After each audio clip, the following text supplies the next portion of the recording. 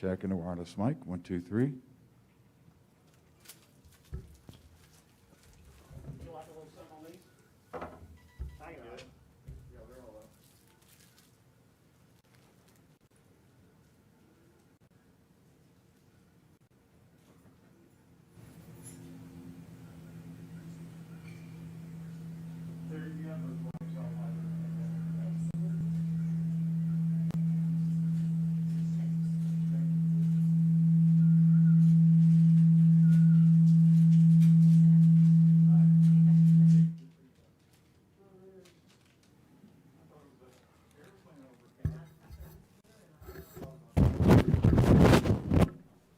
Oops.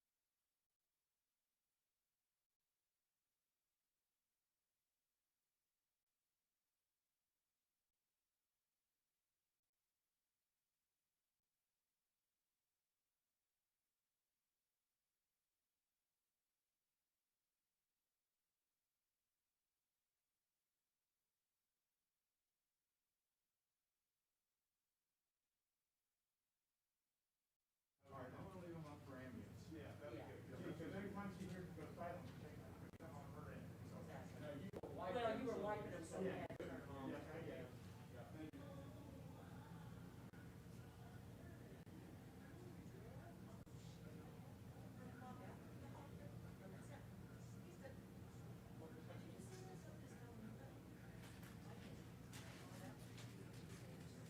Sorry about that. We're going to keep ambient sound up before the press conference.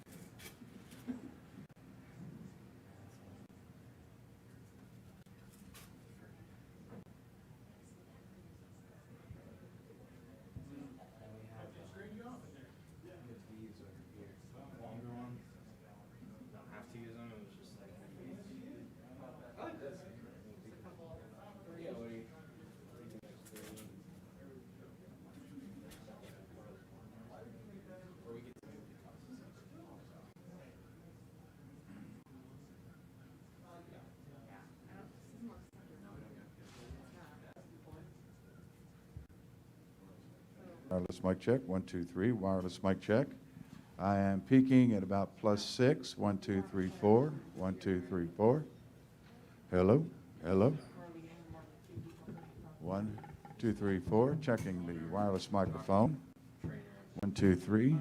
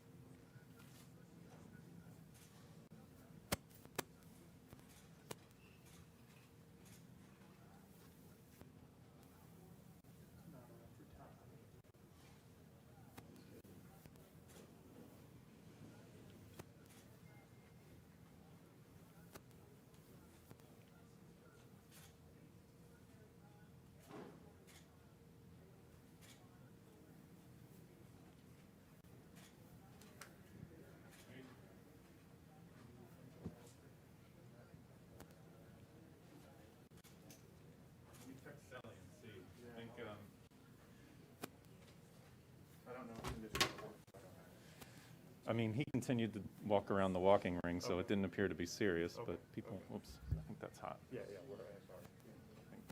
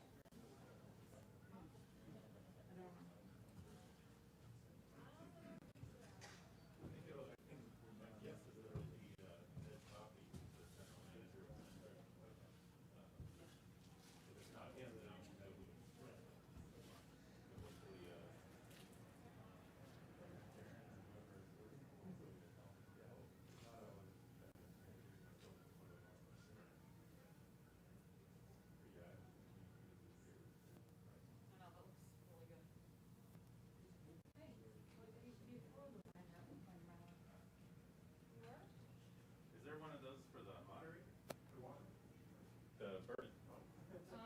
Maybe.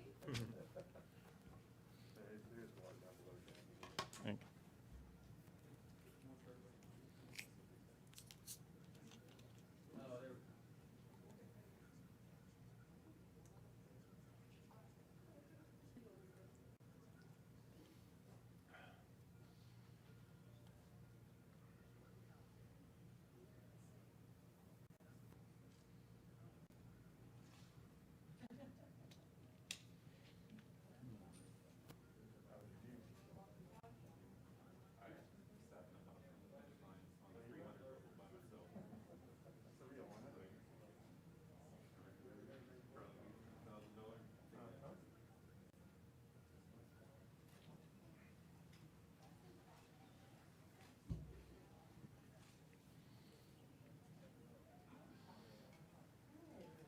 This is Kathleen? Yes, I sent you her name. Yes. Yeah. Kathleen Andrews. Yes. Jim Mulligan. Nice to see you. Yeah. Is 1,000 words the only one, the only incident we had? Yes. That is. All right. You want to ask a question or do you want to make a statement? I'll just cue you then. I'll introduce you and cue you and give us the update. No, thanks. Do you want an update or do you want a Both. All right. with or without the mask? Very good. All right.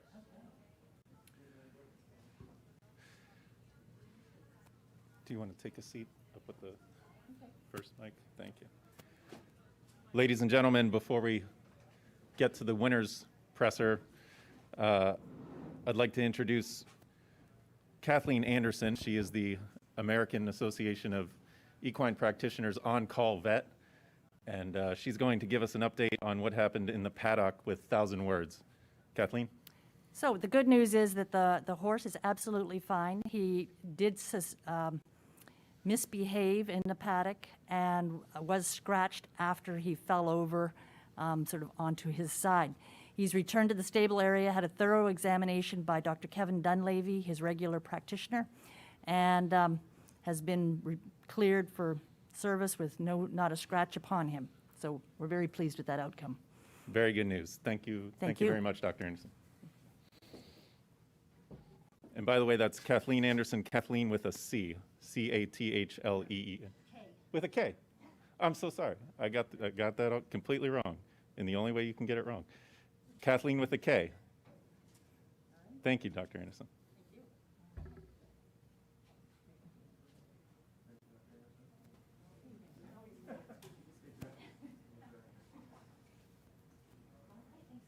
Thank you.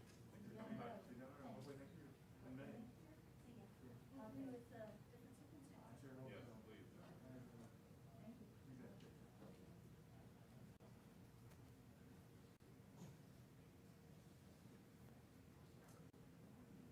It's all Sally.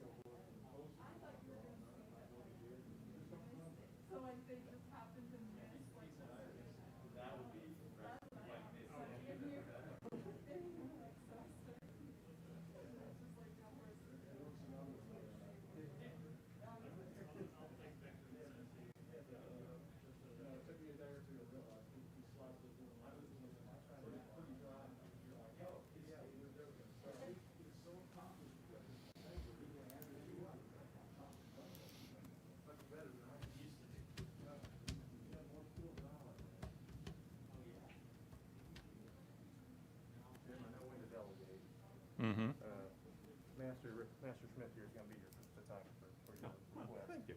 Yes. Thank you. I appreciate that. Yes. So just get a wide shot with you and Yeah. Yeah. At any point. Gotcha. Just never had that before. Thank you. I remember when I was derby, you're with the camera around his neck. that was my first derby work 20 years ago. Who's that? You can come here all the time. I was an eighth grade. Yeah, I was in eighth grade.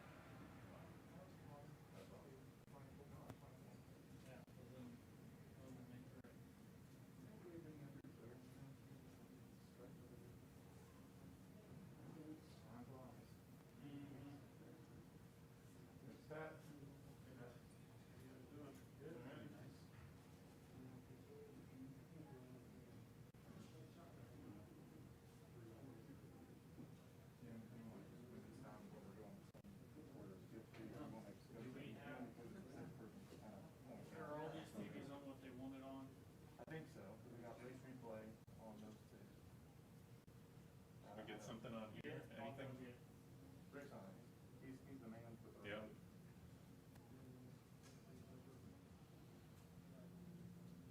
But yeah, just feel free to point and guide me if there's someone specific you want me to. Of go course. get. We might have a few more in here than yesterday. Yeah, looks like it already. Yeah. Okay.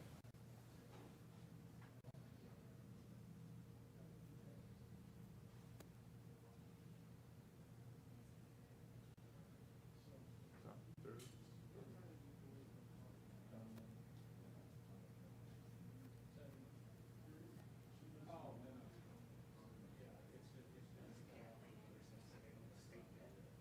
On-call then, but on-call is capitalized because it's a formal program and hyphenated too. Okay, thank you. Yep.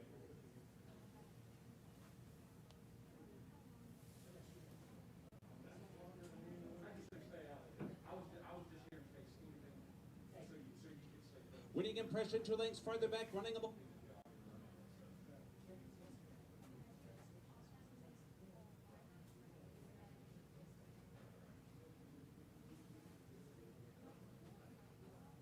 I guess having them all on the replay would be good.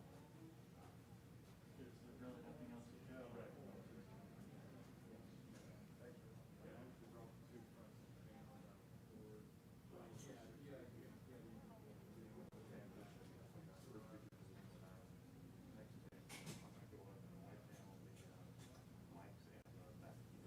That's sort of the thing that it's good for the office.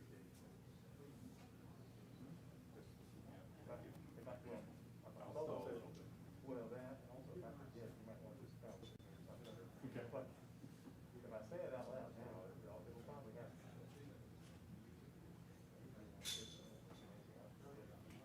Yeah, I'll go do that. I'll go over there so they can get what I was gonna do. Shadows aren't usually so low in here. The sun is like, we're an hour later than usual. Who would have thought of that?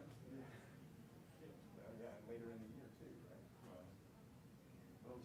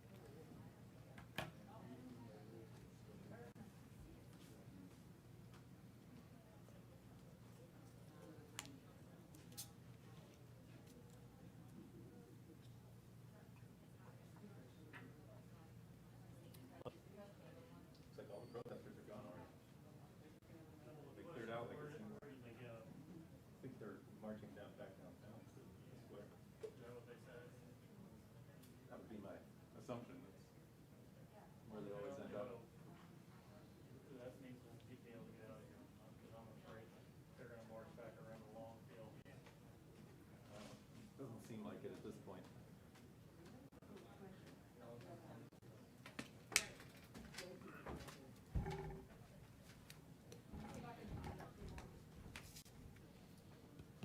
We'd like to put those up there for the jockey and the trainer. Yeah, we're gonna get 2 regular bottles. Oh, just regular bottles? Yeah, they shouldn't have the, yeah, we're fixing it. Okay. So we'll have 2 more like afterwards. So we're gonna have 2 and 2. Yep. Okay, Yep. great, thank you. No problem. Gotta take care of the sponsors. That's fine. I just want. Didn't want to bring 2, then I have the 2 others up later. And then I'll get mine.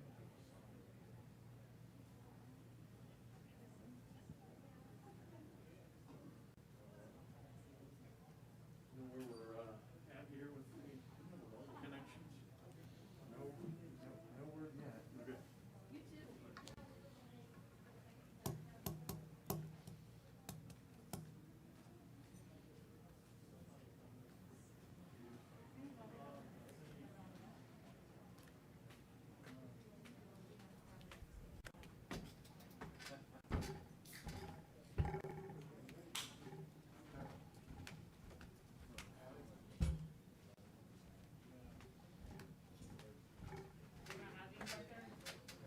I don't know if you, I can't.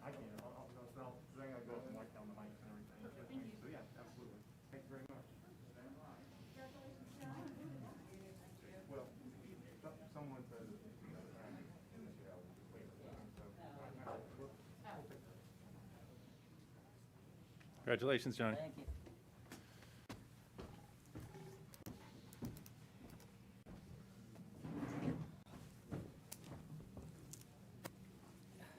You want water, Johnny? Is there one up there? Okay. Thank you.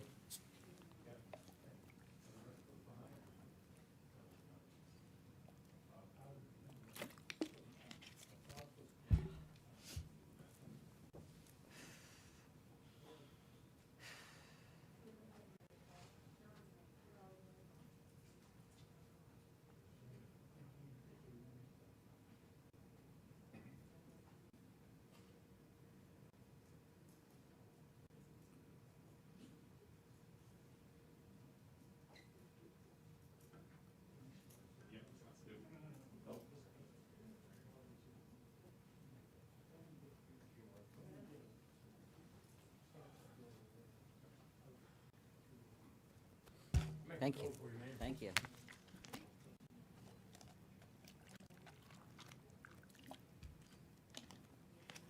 What do you think of the fractions, John? About where you wanted them? I'm sorry? Were the fractions about where you wanted them? Yeah, I mean, I was comfortable with the way he was doing things, so, yeah. John, we didn't see a whole lot of horses go gate to wire this weekend. Was that in your head at all, or did you just know it would? I'm sorry? We didn't see a whole lot of horses go gate to wire this weekend. Was that a concern on any level with you? Or? I mean, I was absolutely, and it's always the concern that you let the horse do way too much in the first part of the race. You like to save some ground, a little bit of ground and save some horse for the end, but Bob was pretty certain the horse was ready today. Let him do his things, and then around the turn to let him kind of get loose where he was comfortable, and then I waited until the horses came right next to him to make sure that I got after him, and he responded right away. So Bob kept telling me, just make sure you save that eighth of a mile. I want that eighth of a mile. And switch your whip left-handed. That's what he says. I want you to hit left-handed. And he responded right away. Did Tisdale put a head in front? No, he got ahead and head with me. He never passed him, yeah. Okay. We'll get to Johnny Moore in a couple minutes. We're going to give Bob another minute to make it, and then we're going to start with a toast, and then we'll get some more questions.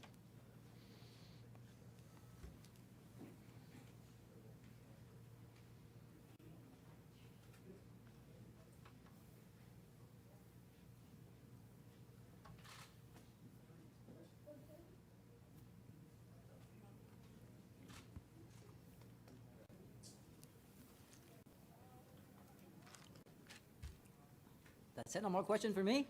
No. We're waiting for everyone else. Oh, I was like, I thought we started already. Great.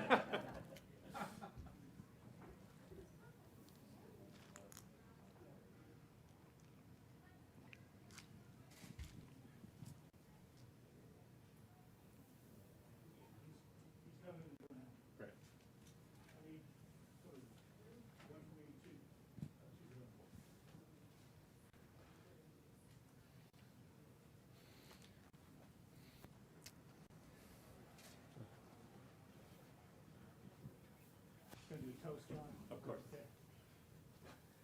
Bob just got here. All right, ladies and gentlemen, Mr. Baffert has made his way into the media center, and as he makes his way up here, before we get to questions, we're going to be starting with a toast to the winning connections, led by Churchill Downs track president Kevin Flannery. So stand by for that as soon as Bob and company make their way up here.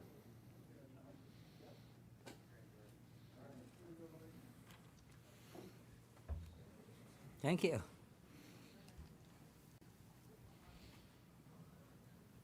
we go. Bob, imagine seeing you here. All right, Kevin Flannery. All right, Bob, John, welcome. Congratulations once again. It's a position y'all have been in many times before. Got a mint julep celebrating your victory in the 146th running of the Kentucky Derby presented by Woodford Reserve. Congratulations, gentlemen. Thank you. Thank you. Cheers. Cheers. You know what? This is the first time I ever tasted one. It tastes pretty good. Yes, they Tastes are. better after 6. Oh, All right. I needed that. And now on to the matter at hand. Bob, congratulations to you, your 6th Kentucky Derby win, tying Ben Jones. John, your 3rd, congratulations. Thank you. We heard a little bit from Johnny about his trip. Bob, if you would, just take us through the race. Well, I mean, I had so many emotions running through my mind with Jimmy not being able to, we couldn't get the saddle on the horse. The horse got angry. We knew he can be a problem. We were trying to saddle him on the walk. And then when he got mad, he went up and Jimmy lost, and Jimmy landed on his arm. He had a broken arm. They had to scratch the horse because he fell on his side. The horse was okay. He didn't have any scratch. But once they do that, you know, it's automatic scratch, and it's very unfortunate for the poor owners that were so excited, the Alball family, and so, but watching the race, you know, the whole key to the race was, you know, like I was saying, we planned this out of Jeff Ruby's the last couple nights, you know, so, and we were watching. The break was going to be the whole key, you know, to get away from there, and we knew we talked about what horses were going to be where. And that's one thing, when you've been in this game long enough, and a guy like Johnny, a top, you know, world-class jockey like Johnny, is that we sort of know how it's going to play out. He knows, you know, they know how jockeys ride. We know how everything works. And so, and he told me his, you know, I told him what I thought, and he told me what he thought, and I said, I like your plan. And so, it's a great plan. If you just get away from there, because we were worried about being on the outside, because, you know, he breaks out and all that. But, you know, I told him, you know, we talked about the horse. I told him what he doesn't like and what you can do and what he likes. And I can't tell you what it was, because there's still another race to run. But that was probably, you know, I've been fortunate to have these great jockeys win these races, but that was won by Johnny. Johnny, that race will go down as one of the top, just the way he handled a horse like him. You got a speed horse like that, and then the way he finished, I mean, that's got to be, you know, you've had some rocking chair wins, but he earned that one right there. That horse, I mean, he beat a really good horse. Tizzle Law is a top class horse, and I feel bad for the connections. I've been there before. Knowlton, I love those. It's a great group, and Barkley Tag, you know, is, you know, maybe I can be the oldest guy to win the Derby, you know. So, but it's one of those things where, you know, it never gets old. We're very fortunate and blessed to be in this position, and for Wayne Hughes, you know, to trust you when you get these ownership group. Tom Ryan, SF Bloodstock, they came with this idea of buying these horses, just colts, and bringing all these people in, these investors. And it's like, this is the first year, and we win the Kentucky Derby. And so it's been a lot of fun, and you can't do it without people like that. You need the clients behind you. Everybody said, why does he win so much? I have the clients behind me. And why does he win so much? Because he's got the horses underneath him. But we can't do that without the clientele. And it's taken me a lot of years to get to this point where now it's a lot easier. Before I used to have to go buy a horse like Real Quiet for $17,000, Silver Charm for $80,000, and get lucky. And now it makes my job easier. But I have a great team and staff. Can't win it without Jimmy. I just wish Jimmy was here with me.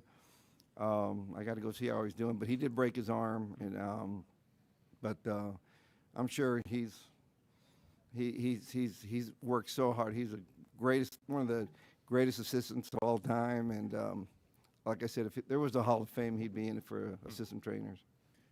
Johnny, can you tell us more about breaking with speed from the outside and the early stages of the race? Yeah, well, like Bob says, I'm not taking the credit because obviously Bob had this horse absolutely ready for this race, and we talked about it over and over, like he says in Jeff Ruby's, and even before the paddock, and he was texting me and make sure we break good out of there, get a good position. But that late out of 8th mile, I want you to get left-handed, just practice your left-handed last 8th of a mile. So no, we got to give it to the horse. The horse to give everything. Bob had him ready.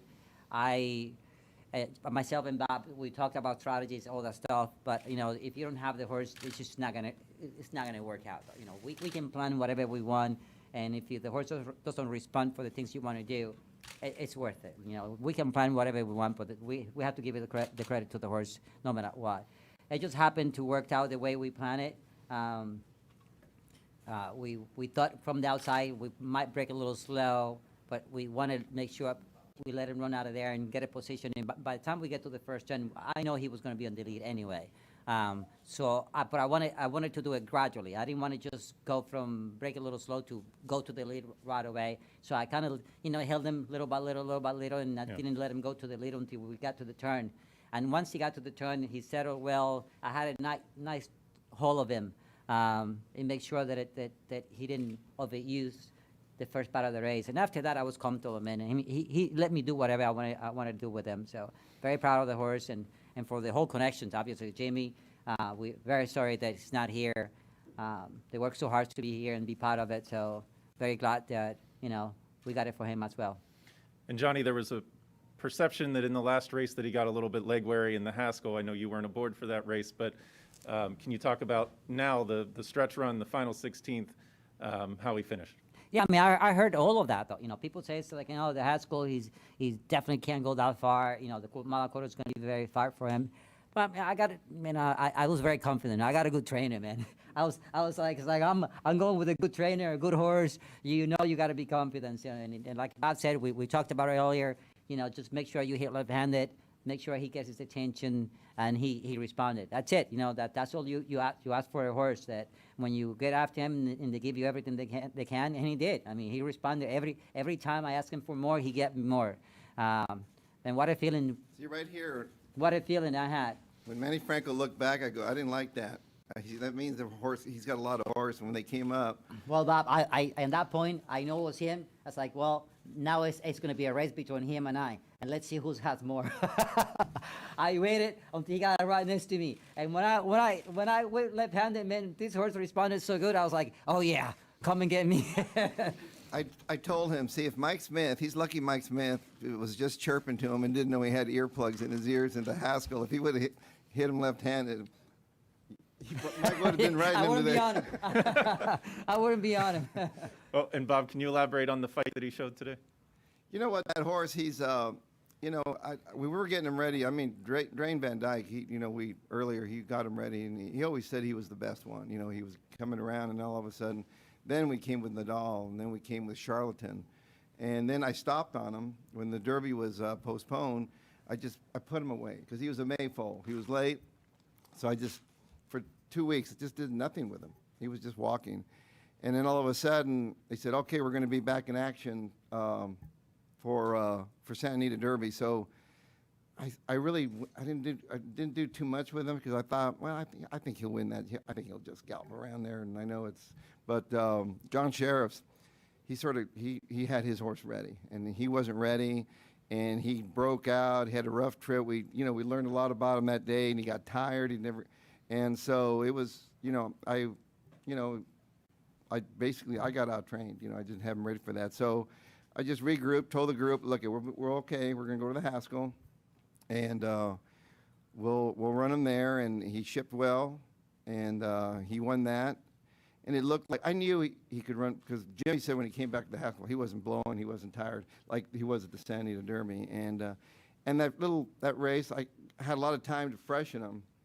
And it made a big difference, that's Gamine. I could tell Gamine she wasn't as sharp as she usually is yesterday, and sometimes those races close together, took a little edge off of her, and that was disappointing. But it's one of those things where, you go by gut feeling, but and when you've been here so many times, you can't come. You have to come here 100% prepared, and your horse has to be just right on the money. And 1,000 words.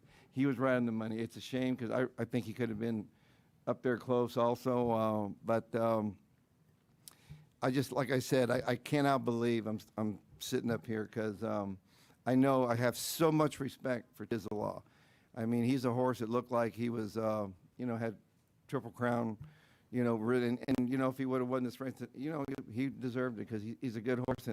But authentic, he showed, he only lost one time, and it was just it was a tough race, but I know why he got beat. It was my fault. I got him beat that day. Questions? Go ahead, Pat Forty. Bob, can you describe what this year has been like for you? You've had a lot of stuff happen. This is crazy. I've had so many things. This is the craziest year ever. I've been, I can't believe. And it's tough. It's tough on me. It's tough on my wife, Jill.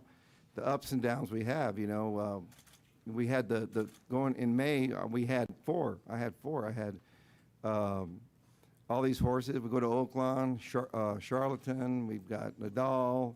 They look like, unbeatable. I had this guy. We didn't know how good he was.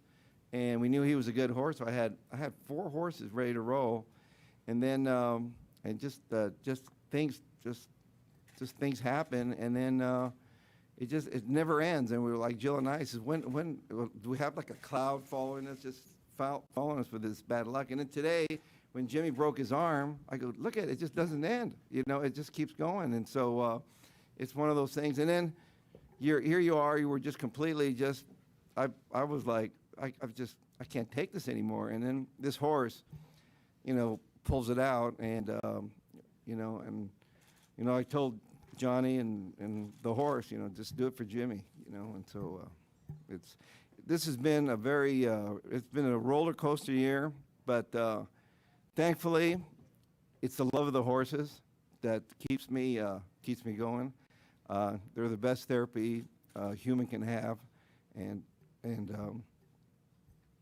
I love being around them. Tim Sullivan. John, this is your first ride on Authentic. Can you give us a sense for how you went about assessing him when you were on him for the first time? And also, if Mike Smith stays on, what is your Derby horse? I probably would be seated at home. I don't know. He would have had 1,000 words. I would have somebody else. He said, there you go. I watch his races, obviously. We see he's a little quirky here and there, but I don't worry about those things. You got to get on the horse. I don't know. I mean, for me, I get on the horses. I'm confident that I can do the job. As long as you have the horse, and that's it. You got to feel confident on the horses, so the horse feels confidence with you. That you can handle that.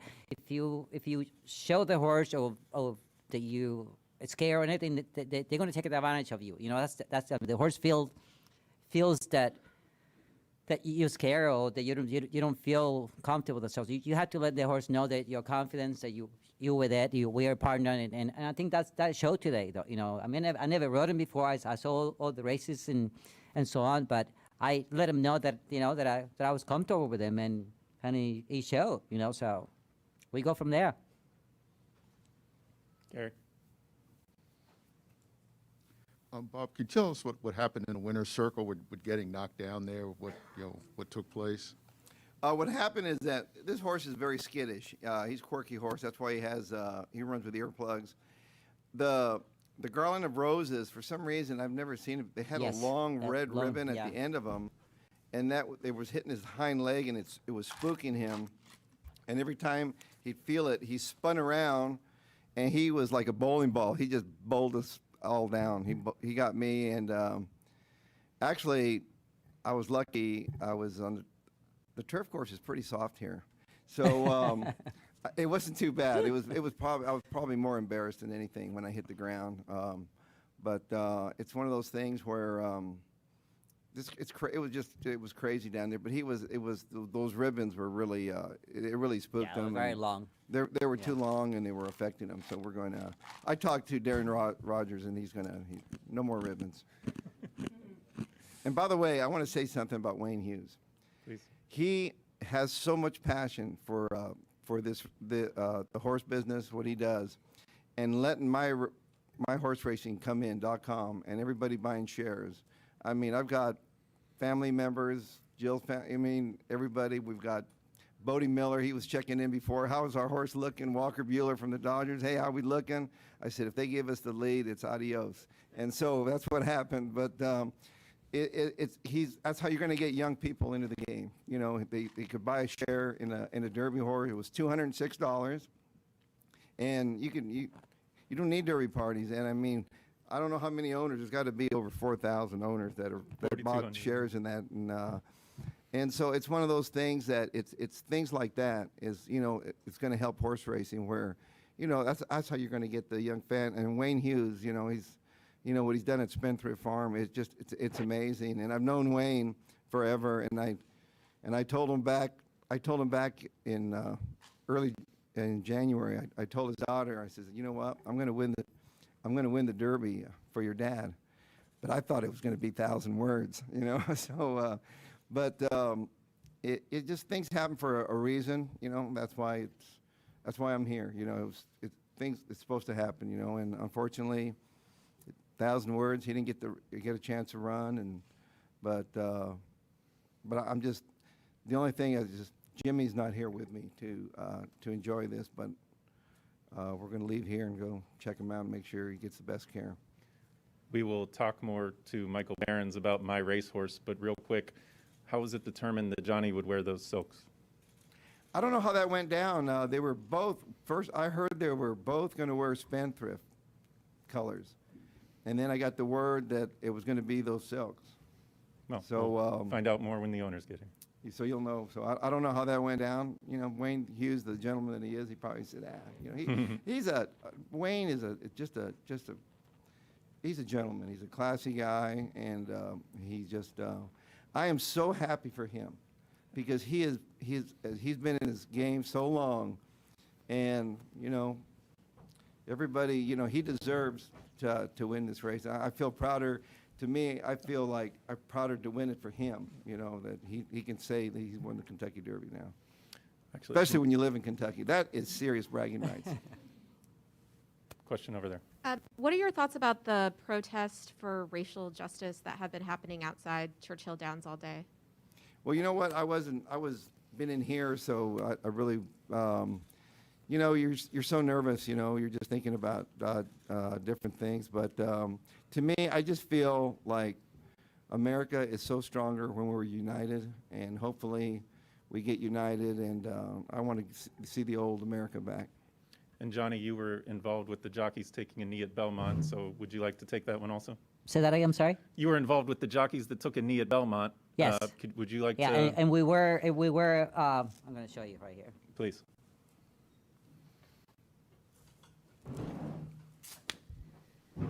Equality for all. I think we believe that if we have equality for everybody, we won't be in the mess that we have right now, though. You know, really, though. You know, and I think people have to look inside and be more peaceful. Obviously, we believe that human needs to take care of one another, though. I think it's just equality for everybody will make the world much better. But it goes the same way to when things are going wrong or somebody makes a mistake, there's a, by the law and everything, you need to be held accountable, definitely, So I think justice for everybody should be equally, and we'll be much better and a better place. Thank you, well put. And did all the riders in the race wear that? Is that Most of the guys were that, yeah. very, yes, ma'am. You had a question? Hello, Mr. Baffert. This is win number 6, which means you have tied the record. How does that make you feel for the most Derby wins? Well, I mean, like I said, I know it's a great accomplishment, but I'm here because of the clientele, the hard work that's put in, people that around me. I surround myself with really great people, and it's fun. I enjoy working. I got a beautiful wife that when I feel a little bit down, Jill keeps me up, and to me, I was more happy for Jill winning this because she has to endure the pain that I have to go through, especially this year. It's craziness that I've had to gone up and down what's happened, and she's right there. She's my rock, and to me, that's more important that number 6 could be. They're so tough to win these races, but this one they're more enjoyable when you think going in. I don't know if I can win this or not because I really thought Tis the Law was unbeatable, and I thought I have a good horse, but we're stuck way on the outside, and It worked out better. I got this It worked older out better. jockey here, and I don't know what's going to go on here. So, it's one of those things that it was meant to happen, and so, and back in the day, it's different times, but right now, I just feel fortunate, Shannon, that that I just won the Kentucky Derby. What do you think your parents are thinking? Well, that's the thing about it. My parents, they were. The good thing about that, they were here. They got to share some of those wins with me, and that made them so proud. Unfortunately, they weren't around for American Pharoah. I wish they could have seen that, but I think about them all the time, and it's a very. That's why I get very emotional. I think about them, my family members, Jill and her family. We're a close knit family. And that's what needs to happen in America. We used to be a close knit family, and we need to get back to that. Alicia Hughes. This question is for Johnny. Johnny, where would you rank this ride against the best rides of your career? I didn't hear the question. I said, where would you rank this ride among the best rides of your career? What do I rate this ride today? This ride today. I don't know. I hate to to do those things like that. I give the credit to the horse, really. It's just we plan, and like I said, if you don't have the horse underneath of you, you can't do anything. We planned really well, and I thought everything that I planned today, and I told Bob even that we're going to get to the lead. I'm not going to go into the rail. I want to see everybody outside of me, and let him do those things. And I waited. I know the horse to beat was Tis the Law. I waited until I saw that white face next to me, and then okay, now we're going. And hope. I was hoping that my horse responded for the things I wanted to do. And like I said before, Bob says to me, so make sure you get that left-handed, And as soon as I got after him, he responded really good. And it's a great feeling to have when you ask your horse for more, and he gave you everything you can, So very proud of the horse. Frank Angst. You should have said the older you get, the greater the wins. Oh, yeah, that's true. It is true. I mean, it gets better. Bob, with everything going on with the COVID protocols, can you compare this week and this day to previous times you've been here? Just how different was it? Yeah, I mean, well, we've been in California. It's been crazy. We were lucky to even be racing in California, and so when we got here, it's you see the city is just completely how quiet, and this is the time where the city where everybody is just flourishing and waiting for the Derby, and it's just very I feel bad for everybody. There's a lot of frustration going on here, and it's supposed to be fun, but I feel their pain. I feel for them, and that's why it's really hard to, I know we won the Derby and all that, but there's a lot of people out there that are just, suffering and all that. So that's why it's very humbling for me to win this race during this time because, America, it's just crazy out there. And every day we wake up like, I'm like everybody else. Is this really happening? And, I'd love to be up here pounding my chest because I won 6, but I feel for everybody in the city because this is where they have a chance to, to be. This is supposed to be a happy time, the Derby, and especially in Louisville, and it's not. So it's pretty, it's sort of a very strange, weird, feeling. 2020. We're going to remember this. Cannot wait till 2020 is over. Bob, why did you tell John to hit him left-handed? This horse, when he ran, I think the 2 races back, he, I don't know what race that was. It was the Sham or one of those races. I don't know what race it was. It was, but he saw something, and when he hits the stretch, he starts looking at everything, and he almost hit the rail. And Drain Van Dyke rode him, and he said, and Drain said, I should have gone after him left-handed to keep his mind on it.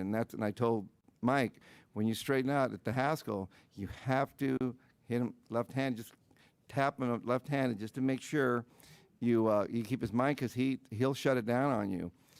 And Mike said, well, when he cut away from New York traffic, he said, I just left that horse, so I was just smooching to him, and he didn't know he had earplugs in him.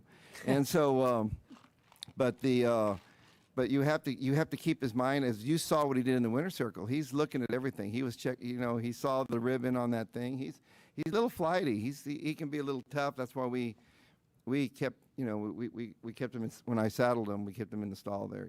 So because he's a gentle horse, but he's a little high strung, and that's why. And that was the Sham that Bob was referring to when Drayden was aboard and they were well clear in the stretch and he ducked in. Yeah, he was just everywhere. John, it seemed like you had to take a minute to kind of grasp this win after the finish. I guess how surprising was it for you, and how does this rank maybe among some of your other Derby wins? How surprised this was for me, you said? Obviously, very surprised. I mean, so like every win, I mean, obviously, Bob was talking about Tis the Law. I mean, I think a whole about that horse, and when you have a horse on native view and fight so much to win the race, is incredible. So, I mean, it doesn't get old for me. I mean, the emotions gets there, the proud of the horse, proud of the race, that everything come back good, and at least on our end with this horse. It's incredible. I mean, the feeling that you get with it, and I mean, it doesn't get old. Any other I would Sure. have been happy with second. I'm telling you, I came in here, I just wanted I want him, as a trainer, all you want your horse to show up. You want him to run to the best capability. And when they turn for home, we just want something to be able to cheer for. There's nothing worse feeling for, like a jockey. They turn for home and they're not running, and you're thinking, I thought he was doing better than that, whatever. But when he turned for home and he hooked up, and I was waiting for Tis the Law to go by him. And just like was Justified, when Good Magic came up to him, I thought, and they just turn loose. But these good horses, they just find they have such a will to win. And that horse, he just dug deep, and you got the best jockey in the world on him. So he got him there, and I'd love to take credit for it, but Johnny, I give him the big W there. Yeah, I can't take the credit either. I give it to you on the horse. Any other questions? Having me. Thank you for having me aboard. How did you get Gamine beat? I don't know. I think that I didn't know how to train in that one. A couple people asking if you were hurt during the picture taking. No, I was more embarrassed, more so than anything, because I saw him coming, and I thought, okay, he's going to get me. And but I was trying to keep it, but I lost my balance, but I knew I was going to go down, so I kept my arms up because I was thinking of Jimmy. Jimmy broke his hand because he put his arm out. So I tucked in, and and it's the slope is sort of downhill. So I hit on my back and just skidded a little bit. I was more worried about my coat. But it was embarrassing for me. Yeah, I know this. Very good. Bob, I know you would have preferred to have 150,000 people here, but for this horse, was it kind of good to not have a huge crowd here? He wouldn't have hurt him. He wouldn't have hurt him. He's got the earplugs in there. He was like, American Pharoah was that way too. He was like without the earplugs, but he's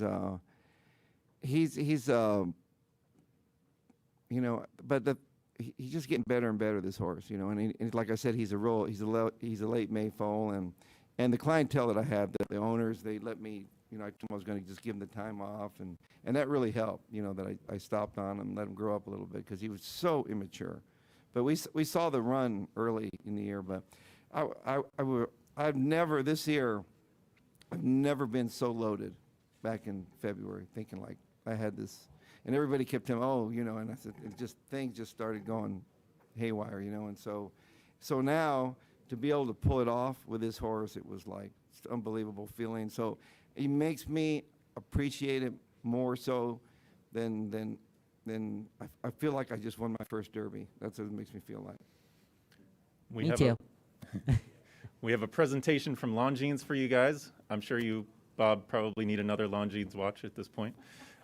This is a really good drink, by the way. I try not to drink it because I I'll don't be drink, drunk but I right like this away. drink. I'm telling you what. Johnny, before we go, some of the media weren't able to see the band. Would you mind showing off the Equality for All band one more time? Sure. All right. Congratulations, guys. Thank you. All right.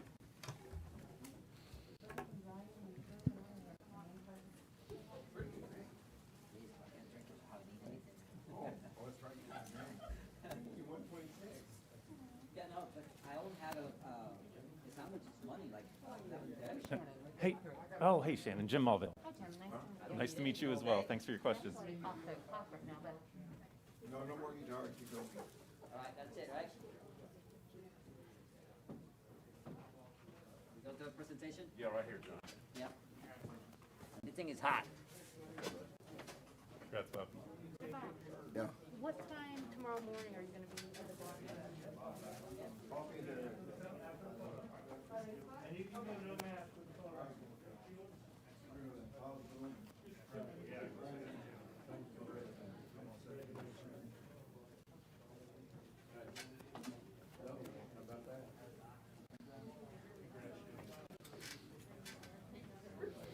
Hey, guys.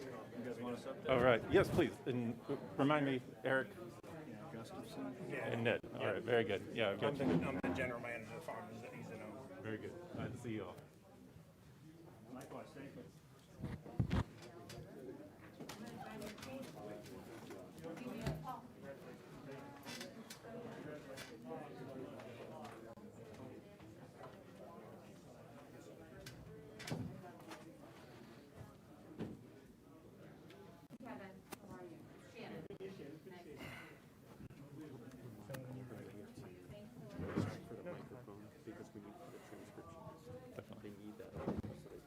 Very good. You know what? He Another tried to toast? dive in and All right. his law came out. We're now joined by representatives of the majority owner in Authentic, Spendthrift Farms. And on the left is Eric Gustafson, the president. And on the right, Ned Toffee, general manager. And before questions, I'm going to welcome back Churchill Downs track president Kevin Flannery for a toast. Gentlemen, Eric, Ned, congratulations. Yeah. The 146th running of the Kentucky Derby presented by Woodford Reserve.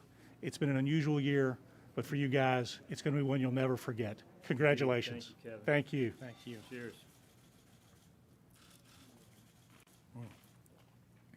Oh, that's the best one I've ever had. Gentlemen, congratulations. Michael, good to see you.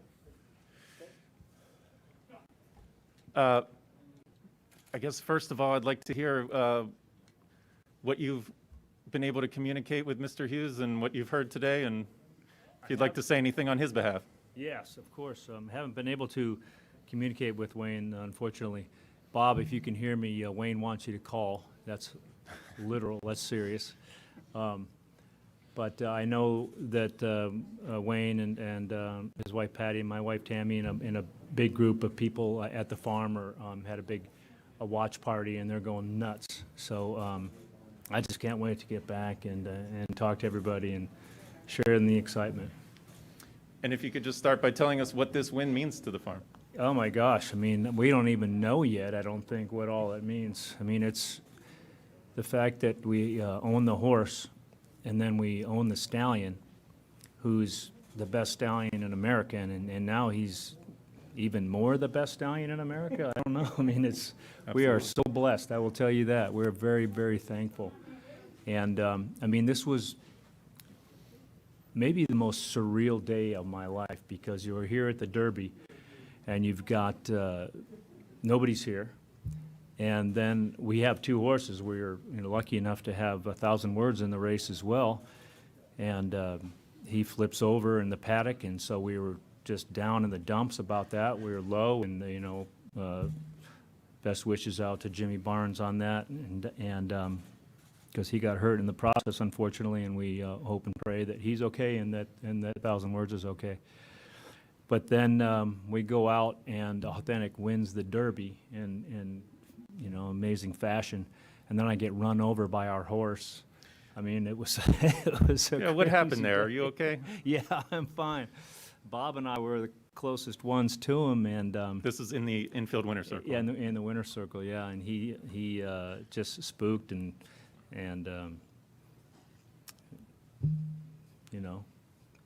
got excited and ran over us. But so anyway, it was. I've got so much adrenaline running, I won't even feel anything until who knows when. But it was just so much fun. I mean, you can never know what to expect.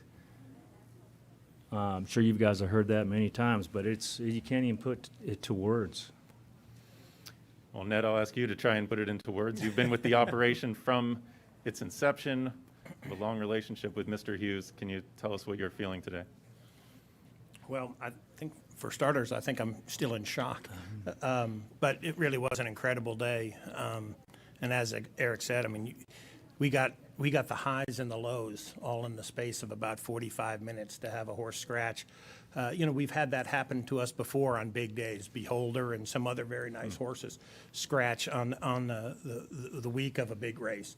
This is the first time I've ever had this, and first time I've ever seen it happen in the Derby, to have one scratch in the paddock, and feel really terrible for our partners, the Albaws. They've been great partners and have had some wonderful horses, and we were really excited about our chances with him as well. But to turn right around and have Authentic do what he did, and it was really sort of fun to watch for obvious reasons, but also, there weren't too many people that really believed he could do the 1.25 miles, and he did it. And not only did he do it, but he held off the best horse in America.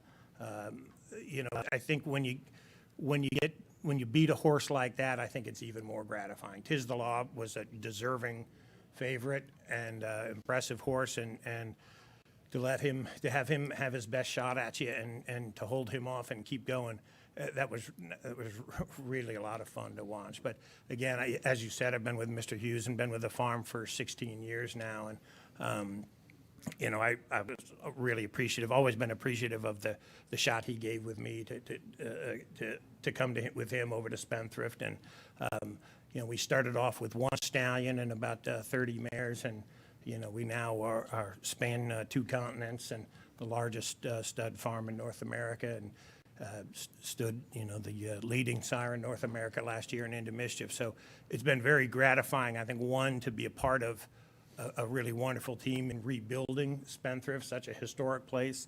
And Mr. Hughes is such a great person, and the whole family are just great people to work for because they let you do your job and give you the tools that you need. And we've been able to go out and build a great stallion roster and a great farm.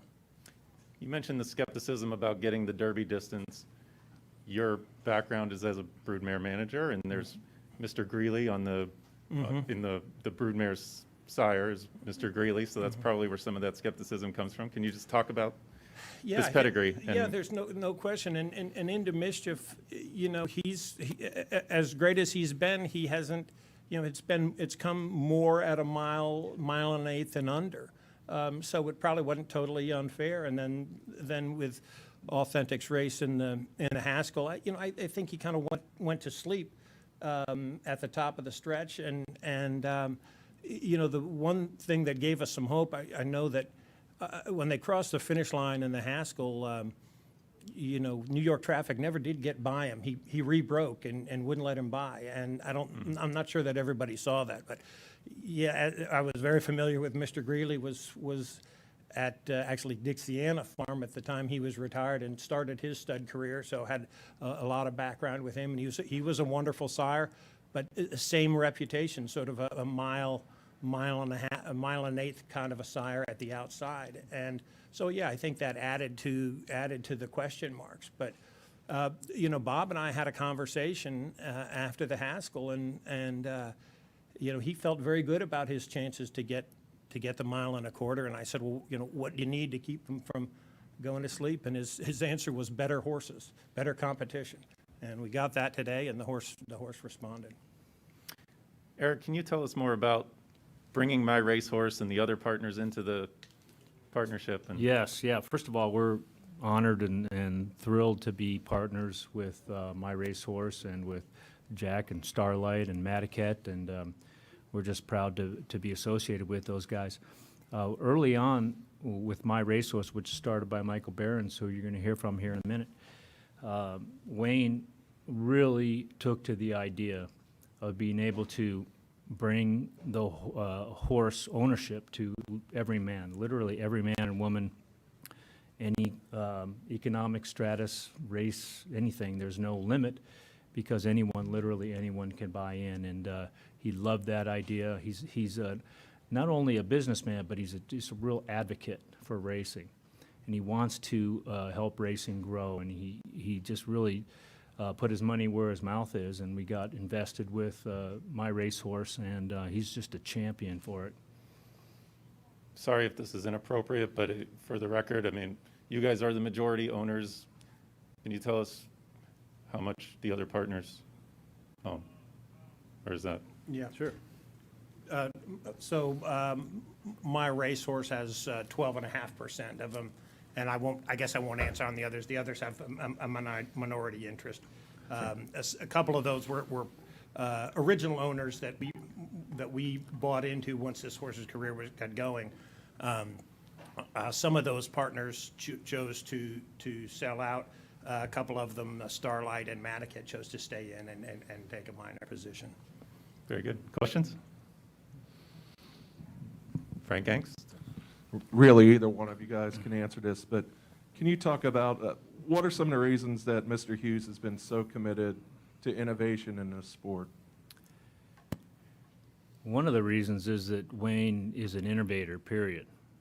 So he's a disruptor. He doesn't like to do things the way they were always done. We've been in meetings and we've said, and like the worst thing you can say to him is, well, that's how it's always been done, Wayne. He hates that. And it's almost, just that alone, it's almost a motivator for him to just want to do something different, just for sport, just to see if he can do it. And so that's a big part of it, is his drive to do something different, to make something better. Gentlemen, congratulations. Thanks for taking some Thank time you with very us. much. Thank you. Can we keep these? That's Eric and Ned from Spendthrift Farms. And yes, by all means, right, those are thanks. yours. When you win the Derby, you can take anything with you. And we're just going to pause for 1 minute, and Fred's going to wipe down the mics for safety. And we're going to invite up Michael Behrens. My pleasure. Congratulations. You too. Yeah, right. Amazing. Congrats. I'm impressed. Not many people know the brooding. I was just saying, yeah, that's very impressed. Do my research. Yeah, that's right. Great answer. Thank you.